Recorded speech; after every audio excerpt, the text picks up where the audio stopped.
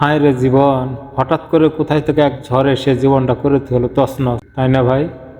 তো দর্শক, বলছিলাম আমি এই ভাই ভাবিটির কথা। তারা দুজন দুজনকে অনেক পছন্দ করত, তাই তারা সিদ্ধান্ত নিল তাদের গার্জেনকে জানাতে। তারপর তারা তাদের গার্জেনকে জানালো।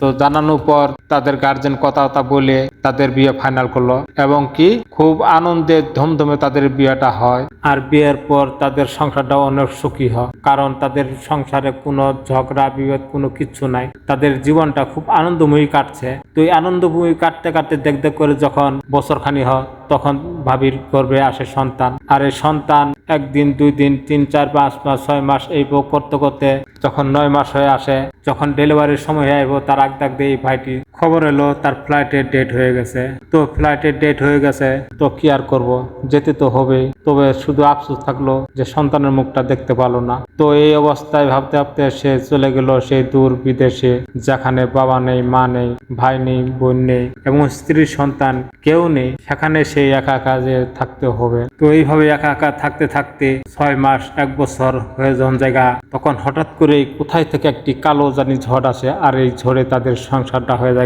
ছিন্ন বিচ্ছিন্ন। ছিন্ন ভিন্ন হওয়ার পর ভাইটি ভাবছে এত সুখের সংসার কিভাবে এত ছিন্ন ভিন্ন হলো। আর এগুলো ভাবতে ভাবতেই ভাইটি 3 বছর পার হয়ে যায়। 3 বছর হওয়ার পর ভাইটি ডিসিশন নিল আমি ছুটিতে যাব। তো ভাইটি সবকিছু কেনাকাটা করে ছুটিতে আসলো। আর এই ছুটির খবরটা ভাবি কেমন জানলো, শুনছে যে উমুকে আজ ছুটিতে আসছে। সঙ্গে সঙ্গে ভাবিটি তার সন্তানকে সাথে করে নিয়ে সোজা এয়ারপোর্টে চলে আসে।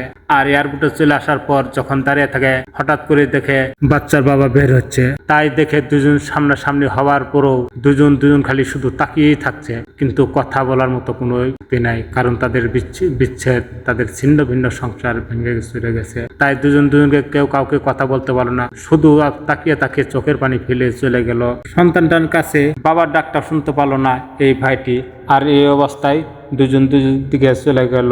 এরপর তাদের সংসার আবার আগের মতো জোড়া লাগবে কি লাগবে না, তা দর্শক আপনারাই কমেন্ট করে জানাবেন। আর এই ভিডিওটি যদি ভালো লাগে অবশ্যই ভিডিওতে একটা লাইক দিবেন। ধন্যবাদ। সালামু আলাইকুম।